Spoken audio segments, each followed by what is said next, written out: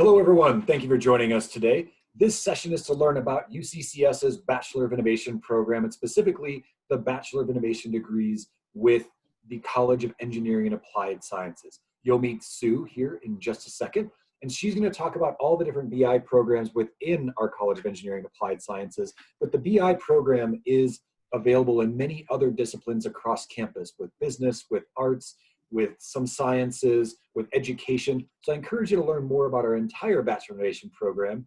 But without further ado, I am happy to introduce Sue McLernan from the College of Engineering and Applied Sciences. Sue, take it away.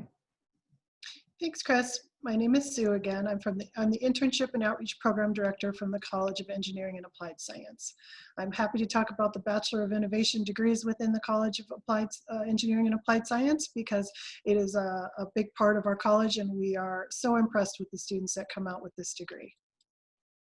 So let's get started. The College of Engineering and Applied Science has 3 departments: computer science, mechanical, and aerospace engineering. We're in 3 buildings, and we have 22 degrees undergraduate through graduate. Most of the Bachelor of Innovation degrees sit within the computer science department, but one of them crosses into the electrical and computer engineering department as well. Numbers, we have approximately 1,700 students. 1,400 are undergraduate students in the areas that you see here, and 300 are graduate students. The students that are in the purple are cross-disciplinary students with other colleges or degree programs. So what is a Bachelor of Innovation degree? It is creating the workforce of the future that we would like to have. It is a degree that is unique to UCCS. It's been here for 10 years. It involves creating the workforce of the future that has worked in teams, that students are entrepreneurial, that they understand innovation, and that innovation can be taught, and that they can take that innovation and that entrepreneurial thought and they can move to action, whether it's within their own company or within the workforce. So what is included in the Bachelor of Innovation? So there's an emphasis major, and there are 4 majors in the College of Engineering and Applied Science. There is an innovation core, and that's really what makes this degree special, is the innovation core. And we'll talk about that in just another slide or two. There's a cross-discipline core so that our students have a broad experience, not just within their technical area of engineering, but they broaden out their experience into one of 3 different areas. And then there's general education credits.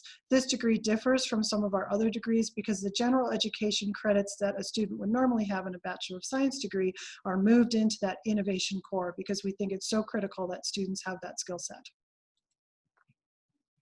So the majors that we have in the College of Engineering, and again, there are other majors in other colleges that fit within the Bachelor of Innovation programs, but within the College of Engineering and Applied Science, we have computer science, we have computer science security, which would be our cybersecurity degree, we have game design and development, and then we have data analytics and systems engineering. And I think the first 3 degrees that I mentioned are pretty self-explanatory, but data analytics and systems engineering is a new degree, and it is designed to combine data analytics, which would be analytics of big data that's all around it. What do we do with it? How do we access it? How do we analyze it? And then how do we use it? And it's combining that with systems engineering. And a systems engineer is someone who you could think of as an integrator. It's an integration engineer that pulls things together, whether it's physical systems or computer systems. So by putting these 2 things together, we're looking at big data and being able to do something with that big data. And then I want to point out just 2 of our degrees, computer science and computer science security, have a little asterisk after them because they are ABET accredited. And some students may really care that they're in an ABET accredited program, others may not, but I wanted to point it out because ABET, if a student actually wanted to be a professional engineer or pursue a very particular career path, they might want that ABET accreditation. So the cross-discipline, there are 3 that engineering students would choose. There are 3 that business students would choose. So the 3 that an engineering student would choose could be creative communication. Creative communication is bringing in that variety of communication approaches. They're going to learn traditional approaches to oral and written communication, but they're also going to learn very non-traditional communication approaches, which would include visual arts and data visualization. So like I would think of this as the communication of the future and the communication that's very modern. Students could also choose to do the business cross-discipline core if they wanted to, and that's broad coverage of business topics across the board. Students could also select globalization. Globalization is international business and policy. There is a language requirement for this particular cross-discipline core, and students are highly encouraged to live in an environment where they do not speak English. So normally that would be study abroad. In the era of COVID, this is probably a different requirement at this point, but in general, we're encouraging that international experience in our students. And then for students who are not in engineering degrees, they could choose the engineering technology cross-discipline core, which is a broad across the board look at engineering and technology. So the innovation core is the most important part of this degree, and it incorporates these particular pieces in it. It has innovation, and there are actual courses on innovation. We feel that innovation and the process of innovation is not something that just happens to somebody, it's something that can be taught. So we are teaching students about innovation and about how they can think of innovation in terms of it being a process to an actual outcome. We teach them about entrepreneurship, business law, intellectual property, and policy, so that they understand that within a business structure, how can they be innovative? How can they be entrepreneurial? How does business law affect them? Intellectual property, if they sign away their rights to their idea, what happens to them? Maybe they want to do that. So we go into all of those different things so that students are really prepared to take ideas that they have and move them to execution. The other thing that we have that is so critical is the multidisciplinary innovation teams. I'll talk about those a little bit on the next slide, but that is a student actually working in a real world experience in a team doing innovation on behalf of a company. Students also create an innovation portfolio that they can then take with them to sort of articulate and show the experiences that they've had, the roles that they've taken on, that real world experience.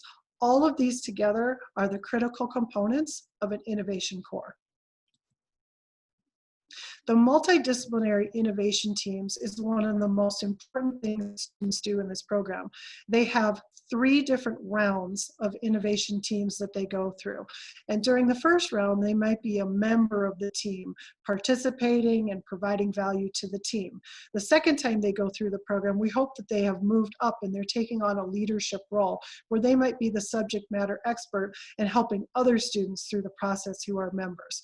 The third time that they go through this program, we hope that they're the team lead, that they're leading an entire team. So when we look at this diagram here, these are the components that go into this innovation team. So the teams are varied. They include students from all areas of campus in all degree areas. They're all ages, they're all levels, and it might also include students that are in the graduate program as well. The students are working for an industry sponsor, so they have a real world problem that has a business aspect to it. So in our other engineering programs, they might be doing senior design, which is purely technical program. In this case, they're doing, a company is coming with a business issue that they would like this innovation team to take on. And then the purple circle there with the innovation, the students are bringing in their coursework in innovation, their policies, their procedure, their knowledge of intellectual property and business law and policy. It's all coming together so that they can actually evaluate this company's needs and provide a solution. These are real companies with real problems, and students provide real solutions every day.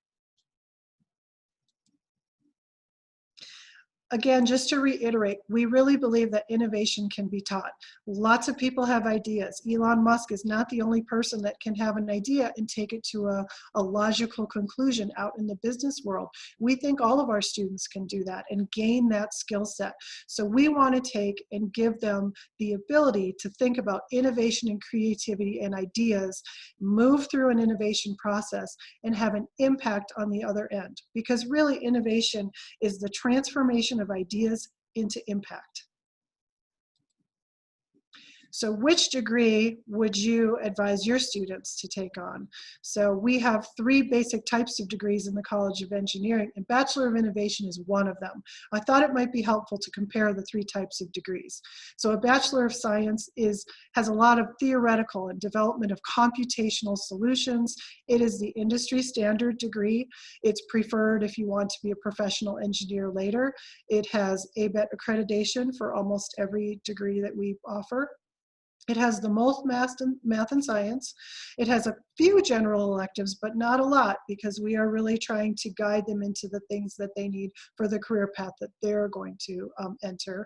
I just want to make one note that some employers do require a Bachelor of Science and ABET accreditation, as opposed to a Bachelor of Innovation or a Bachelor of Arts. The Bachelor of Innovation is what we're talking about today. It is basically software development with business and innovation added right into it.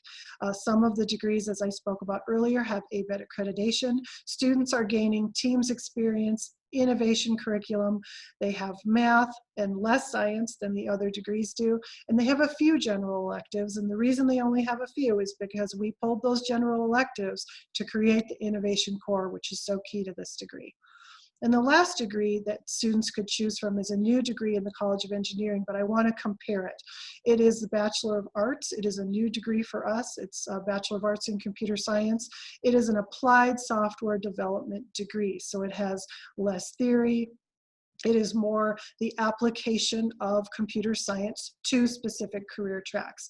It's flexible, it has much less science, and it has the most general electives to be flexible for students. Here you can see that sort of between the degrees in a sort of visual way, if that helps. So the first column is the technical electives and core. You can see that they are almost the same across all of those. So they're all getting the technical experience that they need in all 3 of these degree types. Next, you can see that the Bachelor of Innovation has that single thing. It is the cross-discipline core, and it is the innovation core that make that degree unique. And so it is the only degree program that has that. The next section compares the math. You can see that the Bachelor of Science has the most math, and the other 2 don't focus on that. It also has the most science, and you can see that the Bachelor of Arts has the least amount of science. And then you can see the comparison of general electives. So I get a lot of questions in the college about employment of our students because of the Bachelor of Innovation. It is an awesome degree. It's new. The students are talented, and people want to know if students get employed. Yes, they do. This degree has been around for 10 years. It is widely accepted. Students are taught within their own curriculum how to talk about their degree features and the benefits of being in this program. They learn to talk about their teamwork, the roles that they've taken on, the experiences that they've had, and employers really like that. The student team experience is a huge plus to employers, so we really think that that's a really critical component of this degree. And opportunities exist in many areas of computer science and industry. So even a student who goes into cybersecurity, if they wanted to, could go into another area of computer science because they all have that technical core that they need in computer science, and then they branch out into their specialty. I wanted to give just one example because this is an area where we get questions a lot. Game design and development. Sometimes parents ask us, is my student really going to get a job when they get a degree in game design and development? And I'm going to give you a hearty yes. Students do get employed. They might work in the gaming industry. That would be great. If they choose not to, or if there are other opportunities in other industries, they could go into software development in any industry. But as an example, I do want to say that the game design and development degree has some really unique features that employers like. And here's just 3 of them that I've listed below. Those students can work in productivity and increasing productivity by gamification of the workforce. That means turning things into badges and achievements for employees for the purpose of making a workforce more productive. It's a new thing, but it's coming into become more common in the workforce, and this is somewhere where our students could really stand out. The Department of Defense is always looking for our students for training, games, and simulations in all areas, whether it's military or just within their own agency or within their own department or their industry. That is a big part of the recruiting at our campus. And also multiple industries. There are games and simulations in training and in the educational space where someone with this degree could really excel. So that's just one example of one degree where our students are really making a difference, whether it's in gaming or somewhere else. But all of our degrees have features and employers that are really looking for our students. So the workforce of the future, this is a unique degree only available at UCCS. Our students and our graduates come out flexible, valuable, innovative, entrepreneurial, and action-oriented within that workforce of the future. Come check out the Bachelor of Innovation at UCCS. Sue, thank you so much for that. And again, thank you for watching this video. You can learn more by going to our website, www.uccs.edu. You can learn a lot more about the campus, about the College of Engineering, and about all of our Bachelor of Innovation degrees. Sue, thank you so much. That was fantastic.